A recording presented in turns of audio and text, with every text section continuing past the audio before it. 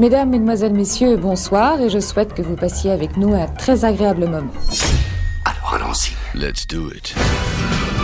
I have good news for you. C'est l'heure de la Formule Express. J'adore ça. Ah bon? Oh, fais pas chier. On essaye? Allez. Allô, passez-moi de la brochant, s'il vous plaît, de la part de Jean Cordier. Pierre? J'en tiens un. Comment est-il? Un champion du monde.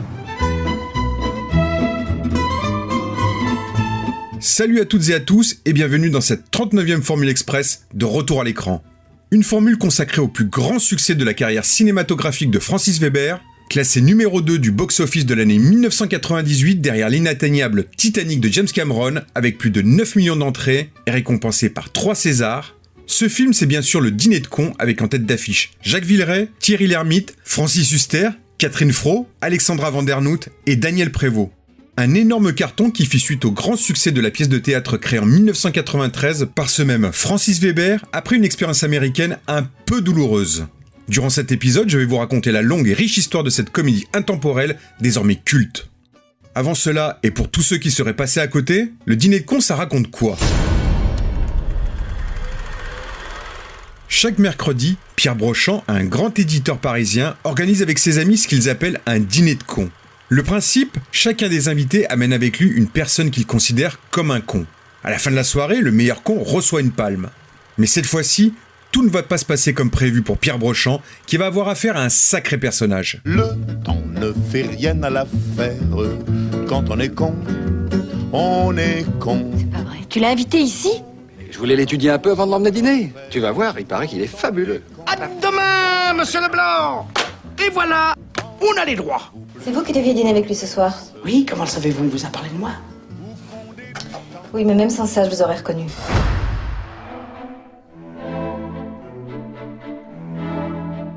Pour revenir aux origines du Dîner de cons, il faut repartir en l'année 1992.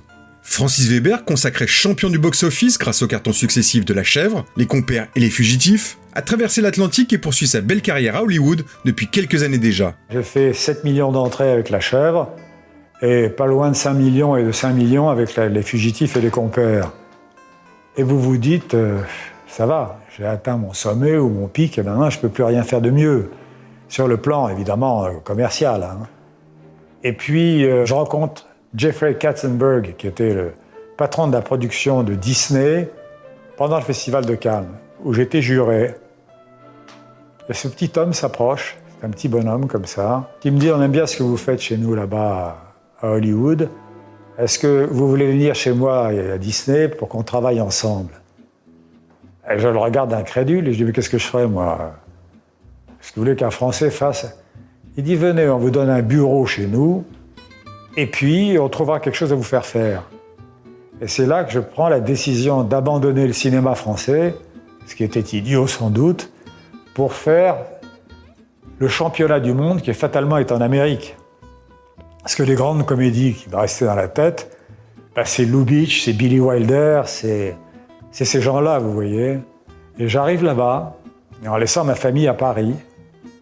Et là, il me donne un bureau superbe. Hein, j'étais vraiment bien traité. Et puis, je dis, oui, mais qu'est-ce que je vais faire ? Et je deviens consultant sur scénario américain. Après cette mission alimentaire ayant obtenu la confiance du studio, Weber signe le remake de ses propres Fugitifs avec Nick Nolte et Martin Short qui rencontrent une nouvelle fois un beau succès. Et puis, je suis passé sur un autre film américain avec Matthew Broderick qui a été un bide atroce. Et on m'avait prévenu. Et c'était la première fois que j'ai tourné un scénario qui n'était pas de moi. Donc, sans le savoir, je n'étais plus en garde derrière ce que j'écrivais, mais derrière un script qui finalement était assez médiocre. Mis au banc de Hollywood à cause de cet échec, Weber décide tout de même de rester aux États-Unis pour écrire non pas un nouveau film, mais une pièce de théâtre. Après 24 années consacrées au 7e art, le réalisateur décide donc de revenir à son premier amour pour se refaire la cerise. C'est après avoir entendu la rumeur de dîner organisé par de riches hommes sans scrupules, qui invitaient de soi-disant abrutis pour se moquer d'eux, que Weber trouve rapidement l'inspiration et prend un premier acte en moins de 2 mois. J'avais entendu parler des dîners de cons, parce que ça existait. Je me suis dit, ce serait intéressant d'avoir un type qui est méchant comme ça, qui appartient à un milieu un peu sophistiqué, qui se trouve un con comme ça, bien juteux, et puis il l'invite, et au même moment, il a les problèmes qu'on sait, c'est-à-dire qu'il est immobilisé, Et puis il a une peine de cœur. Qu'est-ce qu'il a comme unique confident ? Le type qu'il a invité pour sa connerie. Et ça me paraissait être une situation intéressante. De passage à Paris, il rencontre Alain Poiret, l'un des grands producteurs de Gaumont, à qui il lit le premier acte de sa future pièce. Poiret se montre très intéressé, mais Weber lui explique que c'est inadaptable pour le cinéma et que c'est prendre beaucoup de risques de penser au film dès maintenant. Mais le producteur insiste tellement qu'il finit par convaincre le metteur en scène de signer un contrat pour la future adaptation de la pièce au cinéma. Weber rentre alors à Los Angeles pour finir l'écriture de sa pièce. Éternel insatisfait, il peine à croire que cette pièce aura du succès et encore moins à penser au film qu'il pourra en faire. Sans grande conviction, il l'envoie tout de même à Jean-Louis Livy, son ancien agent devenu producteur des théâtres. Ce dernier la transmet à Jean-Paul Belmondo, alors directeur du Théâtre des Variétés situé sur les grands boulevards à Paris. La star ne tarde pas à donner une réponse enthousiaste et programme la pièce dès la rentrée suivante. Weber doit s'activer pour former son casting et pense immédiatement à Villeray pour incarner le con. Mais une vieille rancune va vite ressurgir. Jacques Villeray, oui, il m'en a voulu parce que je lui avais téléphoné, comme je vous l'ai raconté, pour qu'il joue la chèvre. Et puis Lino Ventura n'en a pas voulu, il a fallu le décommander et il a été atrocement malheureux. Et plusieurs années après, je veux me dédouaner par rapport à lui, parce que je me sentais quand même un peu coupable, et je lui fais envoyer par mon agent le dîner de con. Il a attendu au moins 1 mois et demi. C'est seulement après m'avoir puni pendant 1 mois et demi qu'il a accepté. Et quel cadeau alors! Mais c'est fantastique, quand vous trouvez votre acteur. Je l'avais trouvé une première fois avec Pierre Richard, mais il y a un problème dans nos métiers, c'est qu'on vieillit tout bêtement, vous voyez. Pierre était un comique physique, c'est un acrobate, Pierre. Quand il a commencé à prendre un peu de gravité, un peu de sérieux, il a regretté qu'on fasse pas de comédie ensemble, mais les rôles ne lui convenaient plus. Et Villeray, il était le comique que vous voyez. Lui, il pouvait tenir plus longtemps dans les mêmes rôles parce qu'il a déjà un physique extraordinaire de clown. On va vous tirer de là, monsieur Brochant. Ne vous inquiétez pas, on va vous tirer de là. Vous êtes entre de bonnes mains, là. Allô? Oui, je voulais parler au docteur Archambault, s'il vous plaît. J'appelle de la part de monsieur Pierre Brochant. Oh, excusez-moi, je me suis trompé de numéro.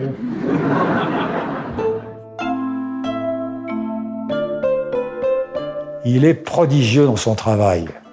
C'est-à-dire qu'il annotait les pièces, les scénarios, et c'était étonnant de voir l'intelligence de ce qu'il écrivait. Il soulignait ce qu'il fallait monter, il soulignait d'une autre couleur là où il fallait descendre. C'était un génie aussi. Après avoir tenté de convaincre Pierre Arditi pour incarner Pierre Brochant, Weber choisit finalement Claude Brasseur, immense acteur de théâtre et de cinéma, qui avait notamment joué le père de Sophie Marceau dans La Boum. Ce même Brasseur qui confiait avoir lui-même été invité une fois sans le savoir à un véritable dîner de cons.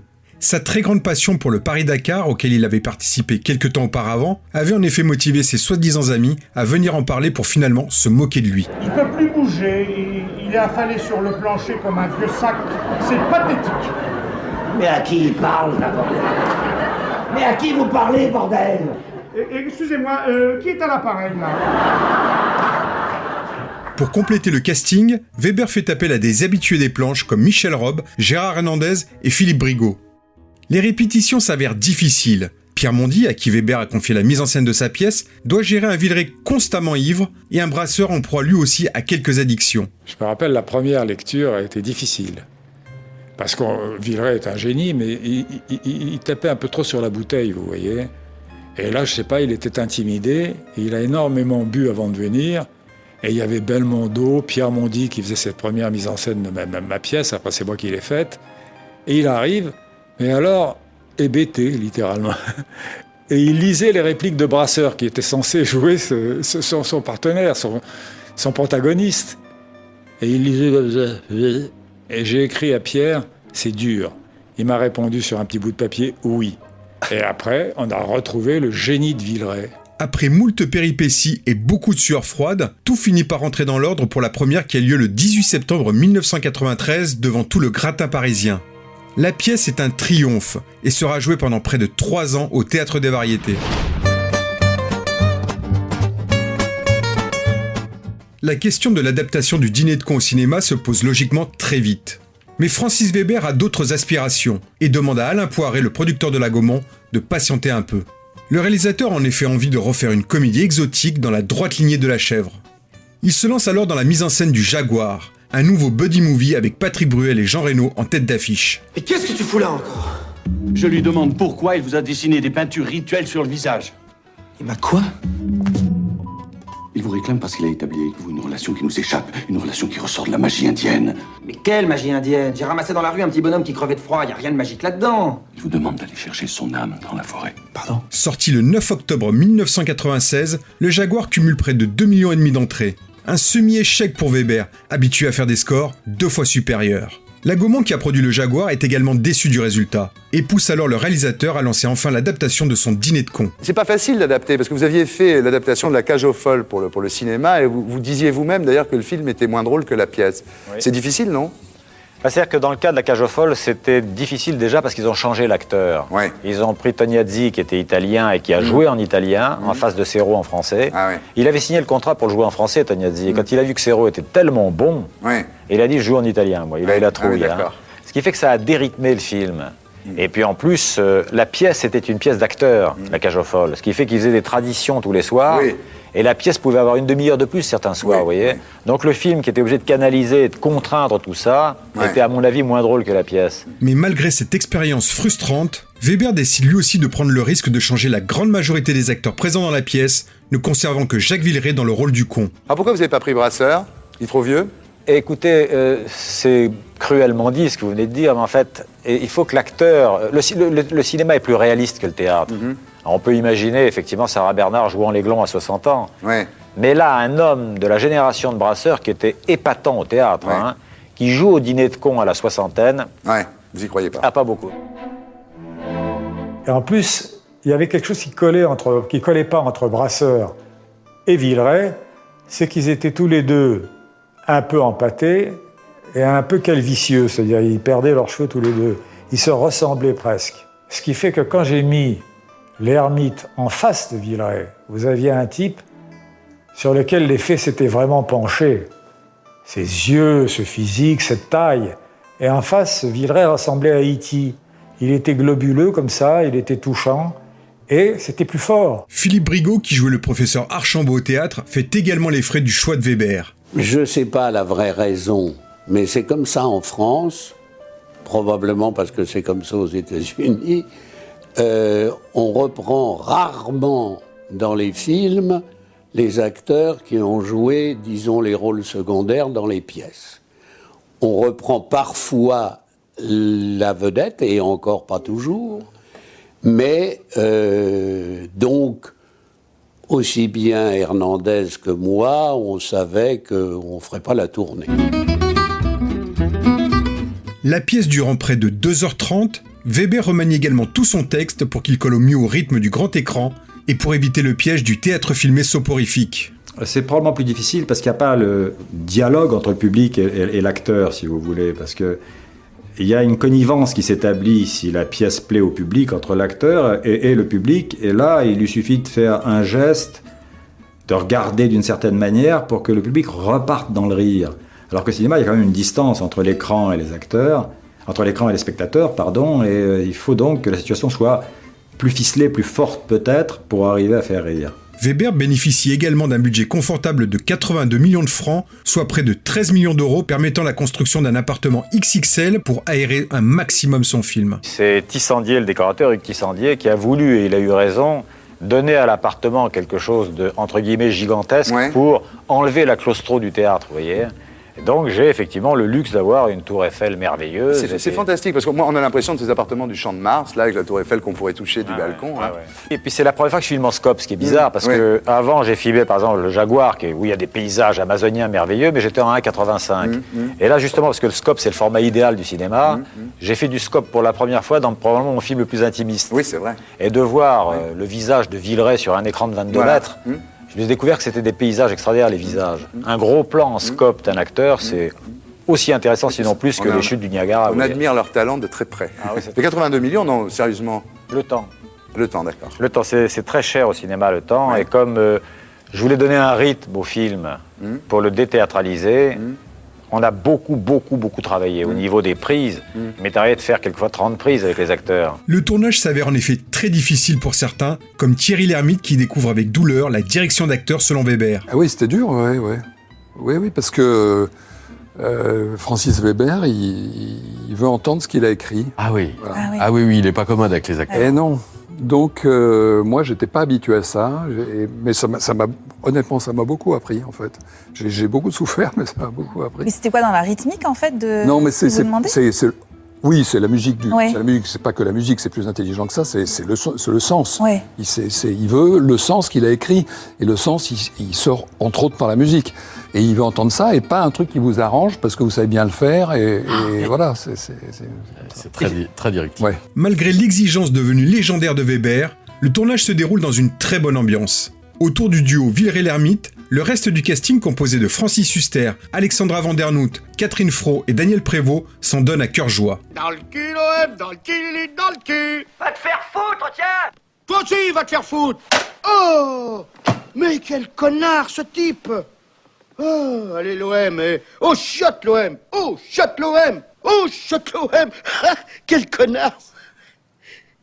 Je le rappelle. Ah, mais il est hors concours, celui-là. C'est comme ça depuis 1 heure, ça n'arrête pas. C'est pas grave, je vous dis, je le rappelle, on s'engueule tout le temps, on s'adore.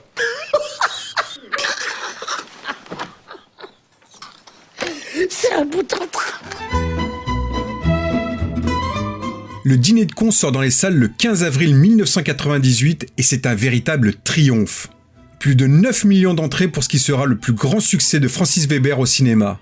Cette année-là, seul l'intouchable Titanic de James Cameron fera mieux, avec plus de 20 millions de tickets vendus. L'année suivante, le film remporte 3 Césars. Un pour la prestation de Daniel Prévost dans un second rôle, le second pour le scénario de Francis Weber, et le dernier pour Jacques Villeray en tant que meilleur acteur. Le lauréat c'est Jacques Villeray dans le Dîner de cons. 2, 3 pensées, une à César bien sûr, une à Louis Seigné avec qui j'ai appris beaucoup de choses, puis une à Nathalie qui me remet mon César. Et bien sûr une à Francis Weber aussi, sinon sans scénario il n'y a pas de beau rôle. Après le triomphe du Dîner de cons au cinéma, la pièce sera remontée plusieurs fois avec toujours autant de succès, avec notamment le duo Chevalier et Las Palais ou Danny Boone et Arthur. Ce qui a paru évidemment au départ plus surprenant à tout le monde. Y compris à moi d'ailleurs. Oui. Non, mais en fait, c'était. Il y a 2 choses à dire. La première, c'est qu'Arthur est extrêmement doué. Parce qu'il n'avait jamais joué la comédie, il fallait qu'il tienne le rôle le plus difficile dans ce genre de pièce, qui est le rôle du contre-champ de comédie. C'est le type qui est fort et qui doit démultiplier les effets du comique avec sa sincérité et sa force. Il s'en est pas mal tiré du tout.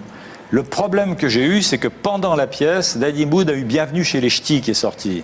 Et tout à coup, à la porte Saint-Martin sont arrivés des cars entiers de ch'tis.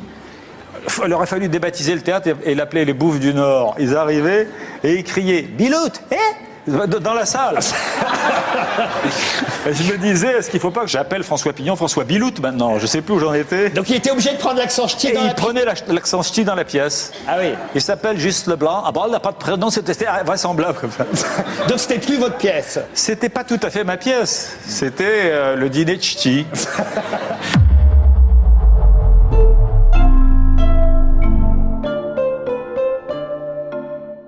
25 ans après sa sortie, le Dîner de cons est devenu, à l'instar de la trilogie réalisée par Weber avec Pierre Richard et Gérard Depardieu, un véritable classique de la comédie populaire française.